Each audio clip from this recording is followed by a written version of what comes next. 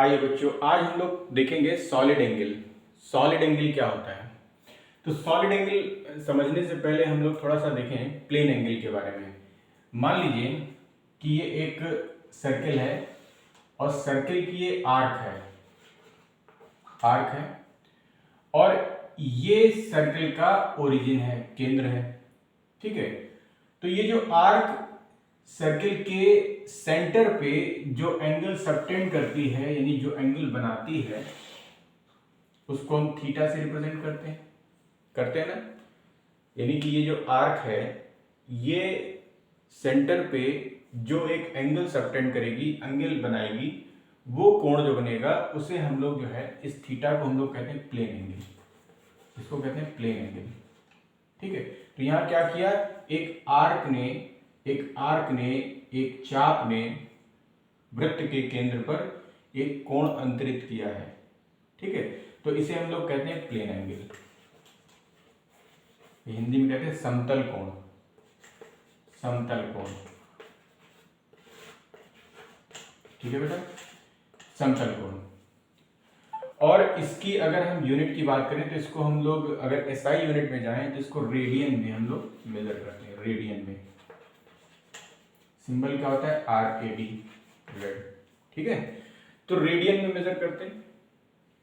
Similarly अगर मान लीजिए कोई एक 3D बॉडी है, जैसे मान लीजिए एक स्फीयर लेते हैं, फॉर एग्जांपल स्फीयर लेते हैं, समझना आसान हो जाएगा। तो एक बॉल है, जैसे आपके पास एक सॉलिड बॉल है, उसके ऊपर क्या करें, छोटा सा कोई एरिया बना लें, छोटा सा हम एरिया बना लें। ठीक है, कोई एक सरफेस ले लें छोटा सा, इसको हम कहेंगे सरफेस एलिमेंट। इसको क्या कहेंगे, सरफेस एलिमेंट, सरफेस एलिमेंट, या इसको हम लोग बोलते हैं एरिया एलिमेंट, एरिया एलिमेंट। ठीक है, और ये क्या होगा, इनफाइनेटेसिमली स्मॉल होगा, इनफाइनेटेसिमली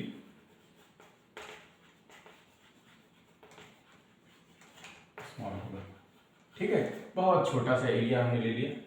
अब क्या करें कि इसका जो बिंदुपथ है, यानी कि इसके जो प्रत्येक बिंदु है, इस एरिया का जो प्रत्येक बिंदु है, उसको केंद्र से मिलाएं, केंद्र से मिलाएं, केंद्र से मिलाएं। ठीक है, तो इस तरीके से क्या होगा कि ये केंद्र से जब मिलाएंगे तो यहां पर एक एंगल सबटेंड करेगा, एक इस तरह का एंगल बनाएगा केंद्र पर। ये एरिया इस केंद्र पर एक एंगल बनाएगा, जिसको कि हम ये कह सकते हैं, मान लीजिए एरिया को हमने अगर लिया है DA एरिया, छोटा सा एरिया है क्योंकि, तो DA एरिया ले लिया। तो ये जो एंगल बनाएगा इसको हम d ओमेगा से रिप्रेजेंट करेंगे, और ये जो d ओमेगा एंगल है, यही एंगल कहलाता है सॉलिड एंगल। ठीक है, इमेजिन करिए जैसे एक चाप वृत्त के केंद्र पर थीटा एंगल बनाता है, इसी तरीके से एक एरिया, एक सॉलिड के एक एरिया, एक 3D बॉडी में एक एरिया जो सेंटर पे जो एंगल बनाएगा, कोण अंतरित करेगा, वो सॉलिड एंगल कहलाएगा। ठीक है, क्या किया हमने, इसके प्रत्येक बिंदु को, जो सरफेस का जो प्रत्येक बिंदु है, उसको हमने केंद्र से मिलाया। तो उस केस में क्या होगा, यहाँ पर एक एंगल बनता हुआ प्रतीत होगा, और उस एंगल को ही हम लोग कहेंगे सॉलिड एंगल। अच्छा, सॉलिड एंगल के लिए क्या होता है, इसको हम ओमेगा से या d ओमेगा से रिप्रेजेंट करते हैं, और इसका जो यूनिट होगा स्टेरेडियन, स्टेरेडियन। ठीक है, स्टेरेडियन या SR, सिंबल इसका होगा SR। ठीक है, तो इसको देखते हैं, इसकी वैल्यू क्या आएगी, कैसे निकालते हैं, पहले समझते हैं।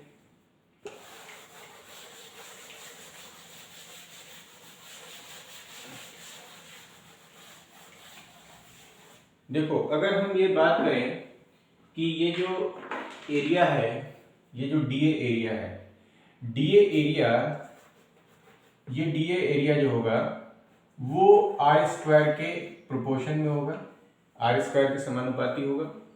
DA एरिया R² के समान, R क्या है, इसकी त्रिज्या है, तो R² के समानुपाती है। जैसे ये ऐसे समझिएगा कि मान लीजिए बॉल है, तो बॉल के सेंटर पे हमने एक एरिया लिया हुआ, छोटा सा एरिया लिया है, तो वो केंद्र से दूरी उसकी R है।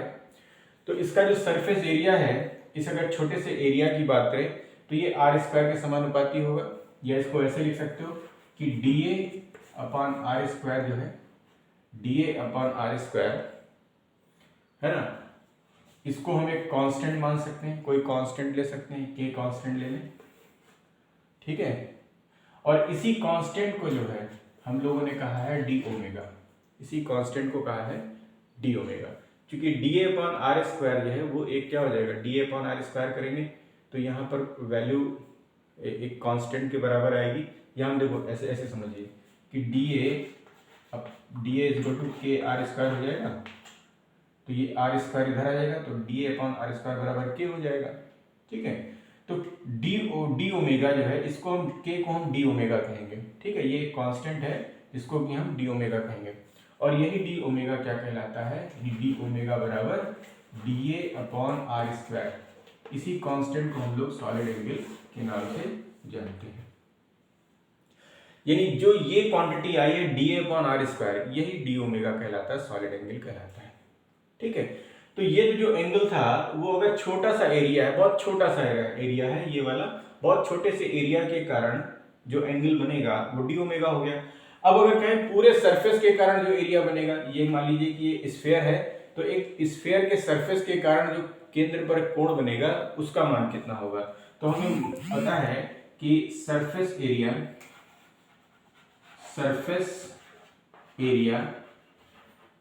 ऑफ स्फीयर का सरफेस एरिया क्या होता है, 4 पाई आर स्क्वायर होता है, ठीक है ना। तो पूरे सरफेस एरिया के कारण केंद्र पर कितना कोण बनेगा, तो उसके लिए हम इसको ओमेगा से लिख सकते हैं, ठीक है ना, ओमेगा से लिख सकते हैं। भाई ये छोटे से एरिया के लिए था, ये पूरे एरिया के लिए अगर हम निकालेंगे तो ये ओमेगा हो जाएगा। तो omega is equal to A upon are square हो जाएगा, ए अपॉन आर स्क्वायर हो जाएगा। भले पूरे का एरिया जो सरफेस एरिया है वो ए है, सरफेस एरिया क्या है वो ए है, a is equal to 4 pi r square, ये वैल्यू रख दे 4 pi r square upon are square, तो आर स्क्वायर से आर स्क्वायर कैंसिल हो जाएगा। ओमेगा बराबर क्या बनेगा 4 पाई स्टेरेडियन।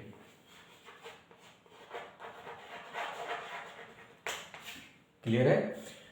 क्या किया कि एक छोटा सा एरिया है, छोटा सा हमने एक इनफाइनिटेसिमली स्मॉल एरिया ले लिया है, अनंत सूक्ष्म क्षेत्रफल ले लिया है, और उसके प्रत्येक बिंदु को केंद्र से मिलाया, तो हमें एक कोण अंतरित होता है वो प्रतीत होगा, और ये जो कोण बनेगा ये कोण जो है ये सॉलिड एंगल कहलाता है, ठीक है। अब अगर हम छोटे से एरिया की बात करते हैं तो छोटा सा एंगल बनेगा, लेकिन अगर पूरे सरफेस को अगर हम केंद्र की ओर, पूरे सरफेस के प्रत्येक बिंदु को अगर केंद्र से मिलाएं तो एक एंगल जो बनेगा सॉलिड एंगल बनेगा, कंप्लीट सॉलिड एंगल जो बनेगा वो ओमेगा इज इक्वल टू 4 पाई के बराबर होगा, ठीक है। और इसका मात्रक क्या हो गया, स्टेरेडियन हो गया। बात समझ में आ गई। तो ये स्टेरेडियन इसका मात्रक होगा, और ओमेगा की वैल्यू 4 पाई होगी पूरे सरफेस के लिए, एनक्लोज सरफेस के लिए। अब आपसे कहा जाए कि पूरे एनक्लोज सरफेस के लिए इसका एंगल कितना बनेगा, तो आप इसको देखिए दूसरे तरीके से भी रिप्रेजेंट कर सकते हो। इसको लिखने का एक तरीका और हो सकता है कि इसको ऐसे लिख सकते हो कि omega is equal to surface integration of, या इंटीग्रेशन ऑफ है ना, एक एनक्लोज सरफेस के लिए इंटीग्रेशन करेंगे, और डी ओमेगा ऐसे लिख सकते हो। तो इसकी वैल्यू कैसे फाइंड किया हमने, इसकी वैल्यू फाइंड किया कि वैल्यू जो आई इसकी 4 पाई, की वैल्यू कितनी आ गई 4 पाई। अगर एनक्लोज सरफेस के लिए, एक होल सरफेस, पूरे सरफेस की बात करेंगे तो एनक्लोज सरफेस के लिए ओमेगा का मान 4 पाई होगा। तो ये आपको याद रखना है।